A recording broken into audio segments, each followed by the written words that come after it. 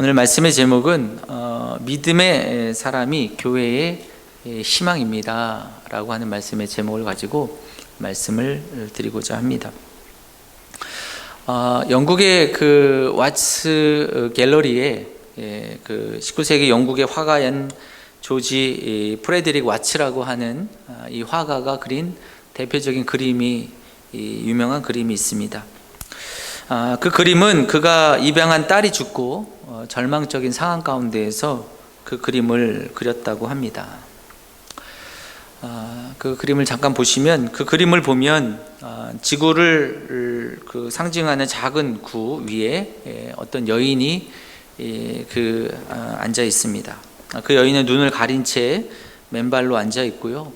또 하늘의 분위기는 어두컴컴한 분위기입니다. 또 그 여인의 눈에는 붕대를 감고 있습니다. 그리고 손에는 오직 한 줄만 남은 미니 하프 리라라고 하는 그 악기를 안고 있습니다. 그럼에도 그 여인은 그 한 줄 남은 그 하프의 줄을 튕기려고 애를 쓰고 있는 그런 그림입니다. 와츠는 이 그림의 제목을 그 희망, 호프라고 그렇게 지어서 붙였습니다. 당시 미술의 그 평론가들은 많은 비판을 했습니다. 이 작품을 놓고, 아니 저 그림이 무슨 그 희망이냐, 절망이지. 그러나 와츠는 이렇게 이야기합니다. 단 하나의 코드라도 연주할 수 있다면 그것은 희망이다. 미국의 최초 흑인 대통령이었던 오바마 대통령도 이 그림을 굉장히 좋아했다고 합니다. 또 넬슨 만델라도 감방벽에 걸려 이 그림을 그려놓고 늘 수시로 계속해서 바라보았다고 합니다. 한 줄의 하프에도 연주를 할 수 있다는 것, 이것이 희망이다.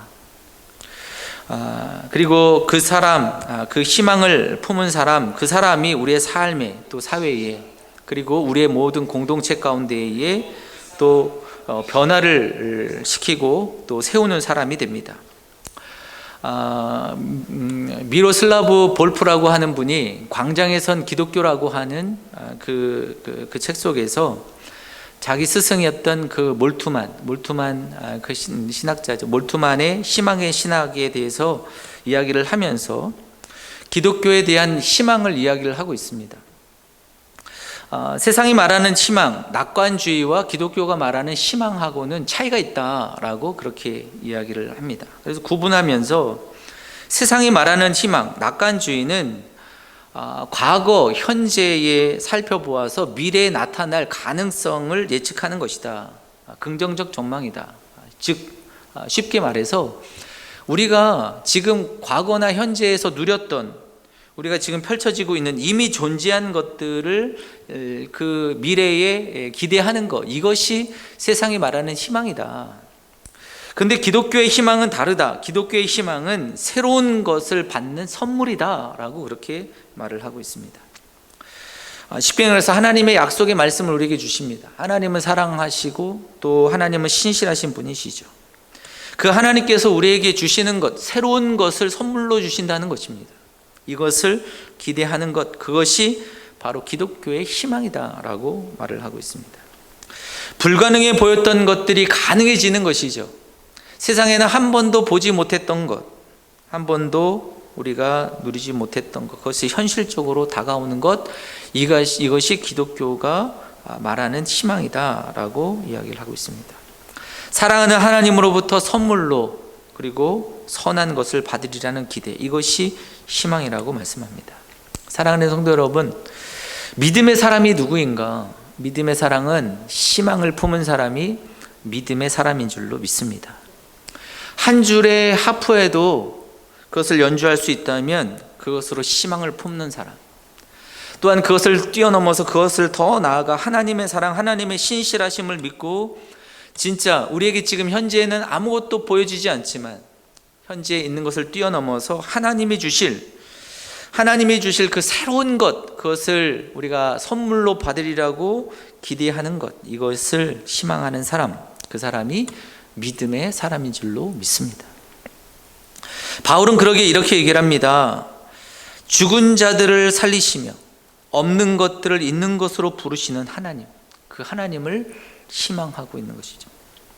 현재의 고난, 그러기에 현재의 고난은 장차 우리에게 주실 것과는 좋게 비교할 수 없다. 사랑하는 성도 여러분, 하나님께서 선하심으로, 하나님의 신실하심으로 우리의 미래에 하나님께서 주실 그 놀라운 새로운 그 선물들을 늘 기대하시며 또 그것을 희망하시며 믿음의 길을 걸어가시는 복된 믿음의 성도들이 되시기를 간절히 축원합니다. 오늘 말씀해 보게 되면 하나님의 선하심과 또 하나님의 신실하심을 믿는 믿음의 사람들이 나옵니다. 사도들이죠. 사도들은 그 주님을 신뢰합니다. 세상의 것들, 현재 보이는 것, 그것으로 그 미래를 바라보는 것이 하나님이 주실 새로운 것들을 바라보면서 믿음의 길을 걸어가고 있습니다. 그렇지만 사도들도 인간인지라 한계를 느낍니다. 하나님의 일을 하는 데 있어서 어려움이 다가오죠. 오늘 초대교회 가운데 보니까 예루살렘 안에도 문제가 발생을 했습니다. 헬라파 유대인들, 히브리파 유대인들 가운데에서 그리스도인이 된 사람들이 서로 다투고 있었다고 오늘 성경은 말씀하고 있습니다. 히브리파 유대인들은 이미 기득권 세력이죠. 예루살렘에 정착해서 그곳에서 그 삶을 살고 있는 기독권 세력이라고 할 수도 있을 것입니다. 헬라파 유대인들은 그들은 어떤 문제인지는 모르지만 유대 땅을 떠나 있다가 멀리 떠나 있다가 그곳에서 삶을 살다가 예루살렘으로 들어온 사람들입니다. 그러니 헬라파 유대인들이었다가 유대인들 가운데 그리스도인 된 사람들은 가난할 수밖에 없습니다. 그러면 헬라파 그 유대인들이 더 잘 챙김을 받아야 되고 또 더 잘 구제의 필요가 필요한 사람들이 그 사람들이죠. 하지만 오늘 말씀해 보니까 구제가 빠졌다고 말씀을 하고 있습니다. 한마디로 이야기하면 히브리파 유대인들의 텃세 때문에 헬라파 유대인들이 그 어려움을 겪고 있음을 이야기하고 있습니다. 사랑하는 성도 여러분, 우리가 교회 안에서도 그렇지 않습니까? 교회 안에서도 혹시나 그러면 안 되지만 기존의 성도님들이 새로 들어온 성도님들을 향하여서 텃세를 부리는 것입니다. 내가 자리를 잡고 있는데 누군가가 들어와서 그 자리를 자꾸 차지하려고 한다 그러면 마음이 불편해지는 것이죠.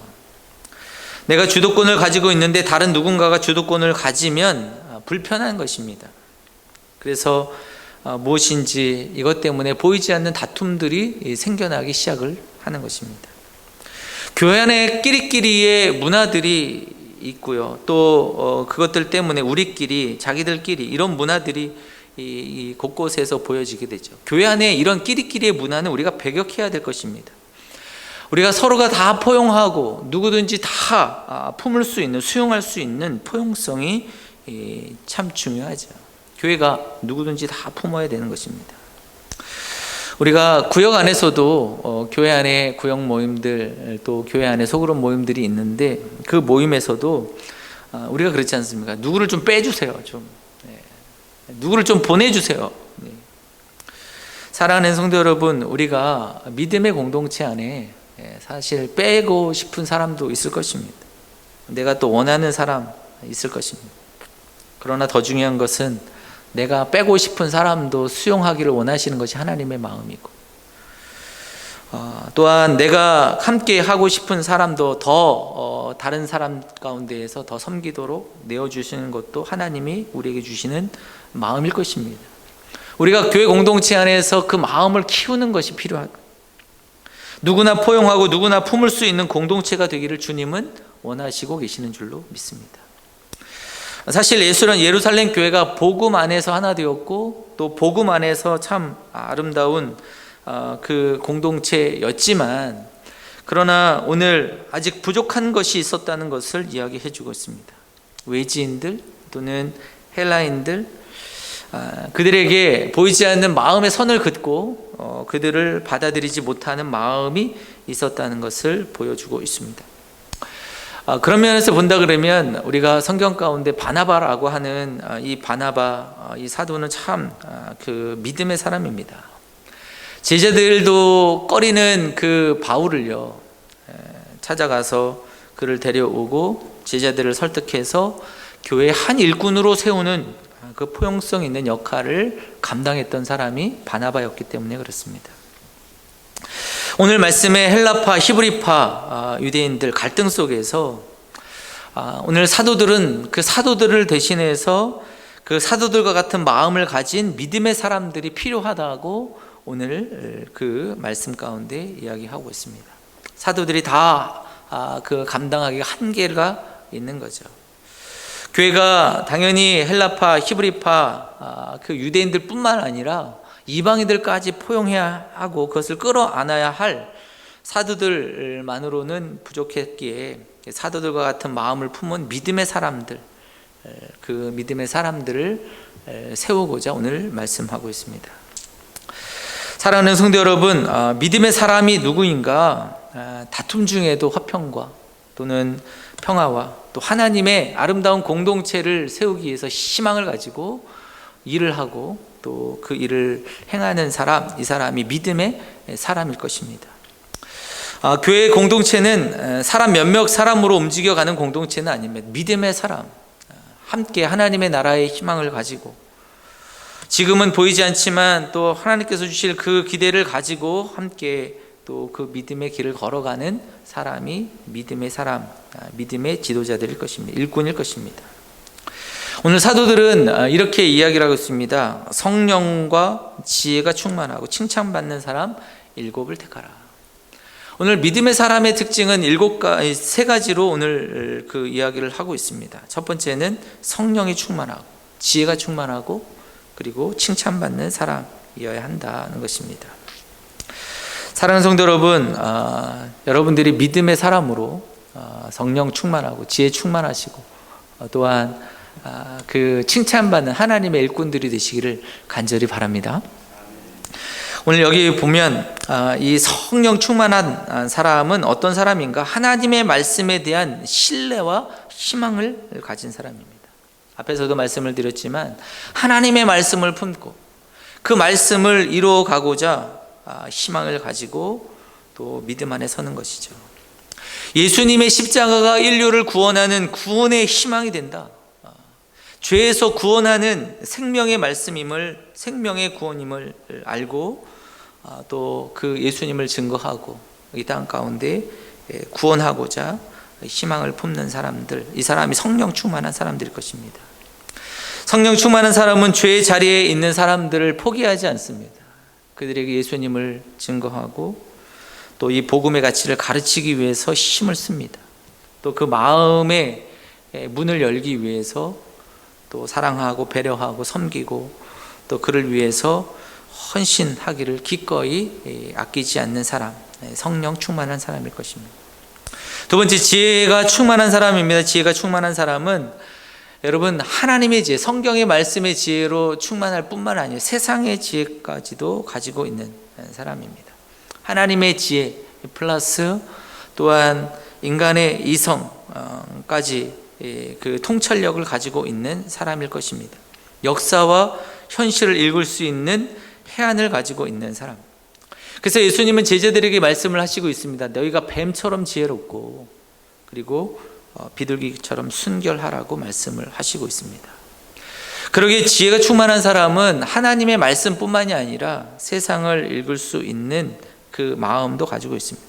세상 사람들의 지식과 통찰력을 가진 이성까지도 포함하고 있는 사람이 지혜의 사람입니다.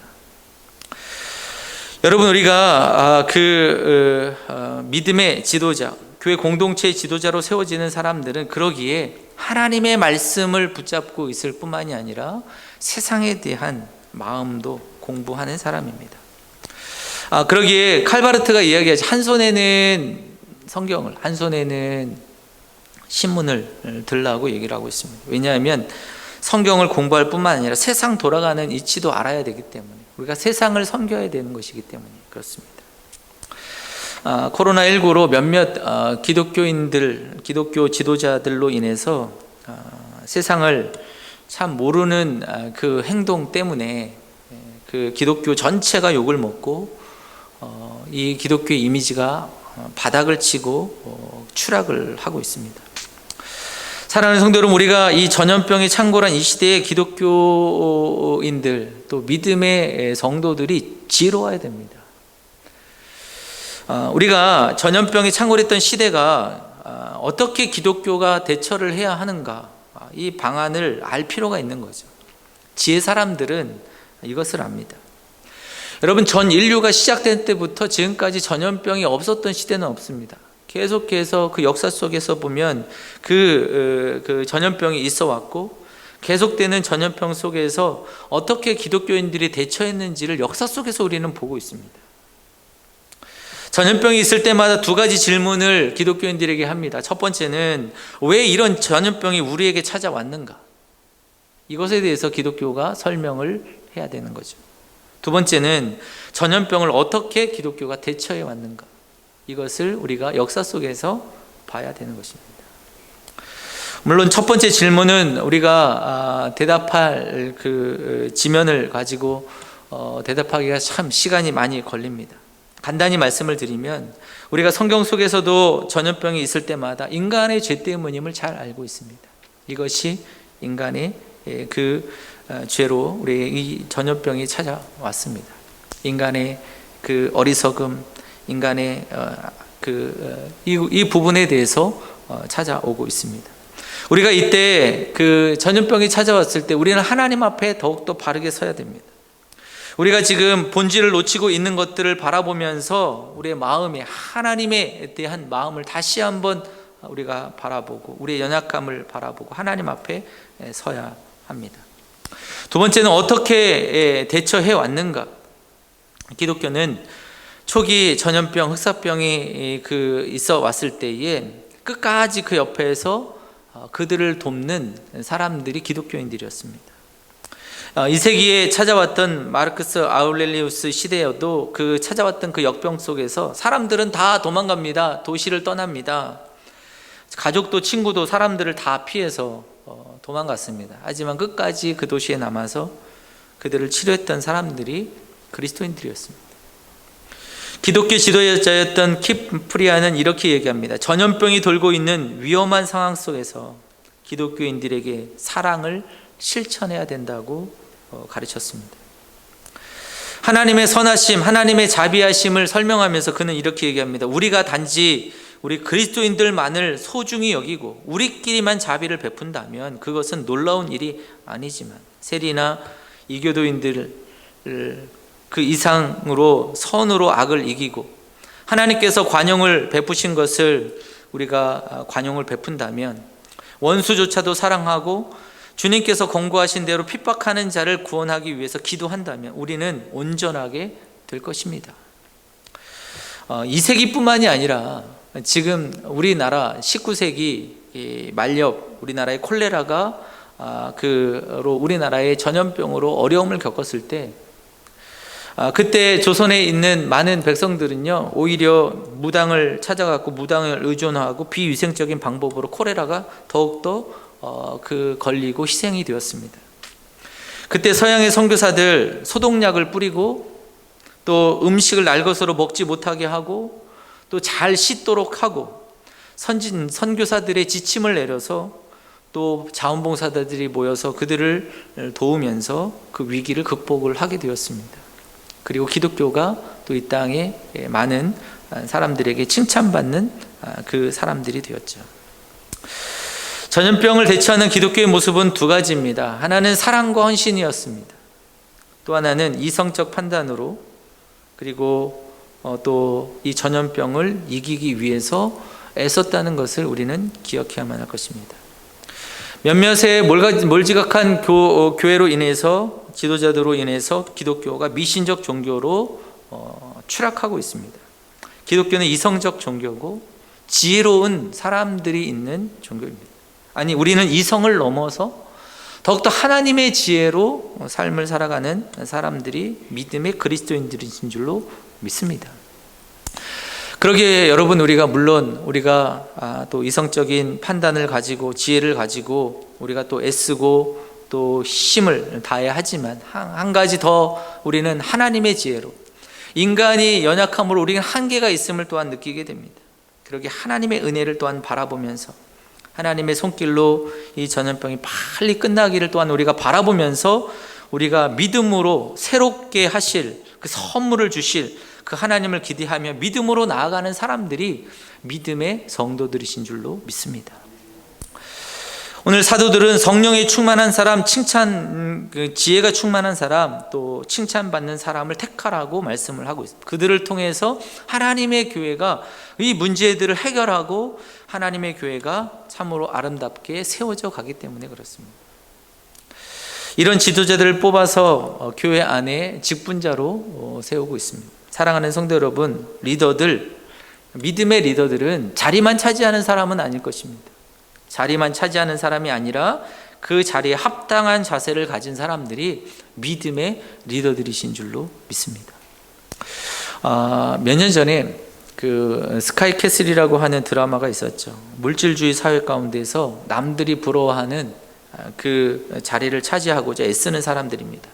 대대로 명문 대의사가 되었던 그 부부, 또 자녀들, 할아버지 할머니 같은 명문대 그 의과대학에 들어가는 그 자리에, 그 명예로운 그 자리에 들어가기를 꿈꾸는 그러한 그 가족, 그런 사람들입니다.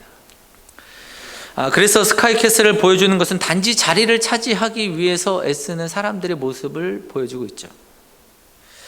그 부모들은 그 자리에 합당한 자세를 가르치지는 않았습니다. 그냥 자리에 잘 그 자리를 차지하고자 권고하고 있는 것이죠. 사랑하는 성도 여러분, 교회도 마찬가지입니다. 자리를 차지하고자 하는 것이 아니라 직분의 자세를 가진 사람들은 주님은 찾고 계시는 줄로 믿습니다. 그렇다면 그 자리에 있지 않더라도 하나님께서 정말 우리가 그 직분의 자리가 있지 않더라도 그 자세를 가진 사람들을 통해서 하나님의 나라를 세우시고 하나님의 역사를 이루시는 믿음의 일꾼으로 세우시는 줄로 믿습니다. 우리가 마지막 때가 되면 주님께서 찾으시는 것은 너가 어떤 자리를 차지했느냐를 물으시지 않고 네가 어떤 자세로 삶을 살아왔느냐를 묻고 계시는 것입니다.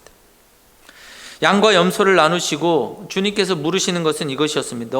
내가 줄일 때 먹을 것을 주었다. 내가 목마를 때 마시게 했다. 갇혔을 때 돌아보았다. 병들었을 때 찾아보았다. 주님 우리에게 물으시는 것이 네가 목사냐, 장로냐, 권사냐, 안수집사냐, 서리집사냐 묻지 않으십니다. 하나님은 어떤 자세로 믿음의 삶을 살아왔느냐를 우리에게 물어보고 계시는 거죠. 다윗에게 선택하실 때 외모로가 아니라 중심을 보셨던 것처럼 말입니다. 그 하나님의 임재 연습이라고 하는 그 책에 로렌스 형제에 대한 이야기가 나옵니다. 이들은 갈멜산 수도회의 수도사들이죠. 로렌스 형제는 그 수도원에 들어가 가지고 뭐 대단한 일을 한 것이 아닙니다. 그곳에서 허드렛 일을 합니다. 부엌에 들어가서 설거지하는 일, 그리고 구두 깁는 일. 아마 일반 사람들이 보기에는 저 수도원에 들어가 가지고 수도사로서 저런 일들을 하는 것이 그게 수도냐 이렇게 생각할 수 있을 것입니다. 하지만 그런 하찮은 일을 하면서도 그는 계란 하나를 붙일 때에도 구두 하나를 고칠 때에도 모든 순간 하나님의 임재, 하나님 앞에서 하듯 하나님의 임재를 느끼면서 그 일을 최선을 다합니다. 한 번은 선배 수도사들이 회의를 열었습니다. 그를 부족한 그를 쫓아내려고 하는 것이죠. 그는 근데 그렇게 이야기합니다. 그는 하나님은 어디든지 계시기 때문에 어디에 있든지 간에 하나님을 나는 하겠습니다. 하나님의 임재만 있다면 저는 괜찮습니다. 여러분 아마 우리가 어떤 회사나 이런 데에서 만약에 쫓겨나게 되고 뭐 그런다면 그냥 나가는 사람 많지 않을 것입니다. 막 나를 왜 이런 데서 쫓아내느냐 막 뒤집어 엎고 고소하고 이런 사람들이 있죠. 그러나 그는 어디든지 하나님이 함께 하신다면, 하나님의 임재가 있다면 나는 괜찮습니다. 내가 그 자리에 하나님의 임재하는 그곳이 어디든지 가서 나는 하나님의 일을 하겠습니다 라고 그 자리를 내려놓고 가는 거죠. 헨리 나우엔 그 예수님의 이름으로라고 하는 그 글에서 믿음의 지도자들의 그 리더십 자세에 대한 이야기를 하고 있습니다. 헨리 나우엔이 예일대 또 하버드대 교수로서 지내지 않습니까? 존경받는 교수입니다. 그러나 그가 토론토 지체장애자 공동체에서 섬기면서 그는 지금까지 자기가 살아왔던 그 수많은 세상 사람들로부터 가지고 있었던 모든 지식이 필요 없다는 것을 느끼게 됩니다. 그리고 지체장애자, 내가 아무리 섬기고 수고를 해도 그 어느 누구 하나 알아주지 않습니다. 인정해주지 않습니다. 내가 가진 지식이 필요 없고 또 아무 쓸모없는 그때 그는 침묵하면서 그저 그 지체장애자들을 사랑하는 것뿐이었습니다. 그러면서 그가 깨달은 것이 하나 있습니다. 믿음의 지도자로서의 그 자세가, 그 자질이 무엇인가? 요한복음 21장의 말씀을 이야기하면서 예수님은 다시 베드로를 부르시면서 3번 물으셨다. 내가 나를 사랑하느냐? 물으셨다. 그 질문이 얼마나 많은 사람들이 당신을 소중하게 여깁니까? 또 얼마나 많은 업적을 쌓았습니까? 묻지 않으시고 이 땅에서 주님의 일을 하면서 예수님과 얼마나 사랑을 했습니까? 라고 묻고 계신다.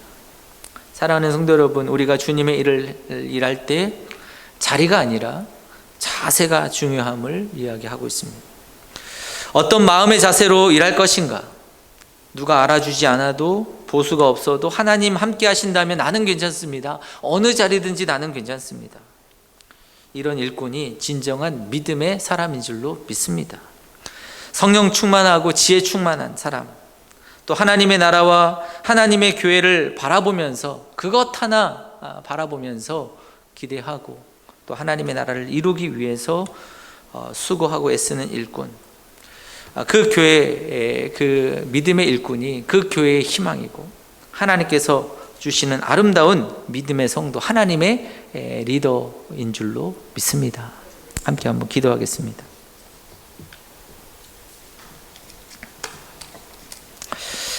하나님 아버지, 이 시간 주님 앞에 나아갑니다. 이 코로나19 시대에 참으로 하나님을 섬기고 예배하기 또 주님을 따르기 어려운 이 시대 속에서 하나님이 함께 하시면 주님께서 우리를 통해서 이루실 하나님의 새로운 그 일들을 우리가 기대하며 또 희망하며 묵묵히 주님과 함께 믿음의 길을 걸어가는 하나님의 사람들이 되기를 간절히 바랍니다. 하나님, 오늘도 주님의 말씀을 품고 또 소망하며 또한 또 신실하게 주님이 주시는 그 마음을 가지고 그 자세를 가지고 믿음의 길을 걸어가고자 주님 앞에 섰사오니 하나님, 저희들에게 성령의 충만함을 더하여 주시고 하나님의 지혜를 더하여 주시고 하나님과 또 세상 가운데 칭찬받는 하나님의 일꾼들로 나아갈 수 있도록 저희들을 인도하여 주시옵소서. 이 모든 것 주님께 맡겨드리며 예수님의 이름으로 기도드립니다. 아멘.